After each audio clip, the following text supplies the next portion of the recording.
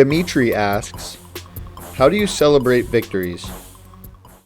Dimitri, I took this question for a very specific reason because this is absolutely, no question, one of the flaws of my being. I am terrible at celebrating victories. It is actually quite sad in some ways if you decide to look at it that way, or a very strong winner's mentality, which is how I like to look at it. But the truth is, I stink at it. As a matter of fact, one of the bigger flaws that I think I'm creating at VaynerMedia as a culture is that we don't celebrate our wins. We land big new accounts, we grow like crazy, we win awards. Hush, hush, nothing, no chest pounding. And I think it's interesting because when you look at me as a character and you look how I roll, for all the humble bragging and the outright bragging and the ego and the confidence that I spew out there, it's funny, it's always in hindsight and it's in showmanship, it's not in reality, meaning I celebrate victories poorly. For example, the New York Rangers and the New York Yankees have both won championships for me. They won their championship. I was very happy for about a couple of hours.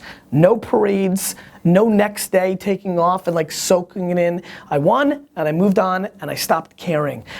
I'm gonna say it here first. I've really never said this out loud outside of my family. I am completely convinced if the New York Jets win a Super Bowl before I buy them, that I will no longer like the Jets that much, and all my energy will then be transplanted 100,000% into the New York Knicks. I firmly believe that.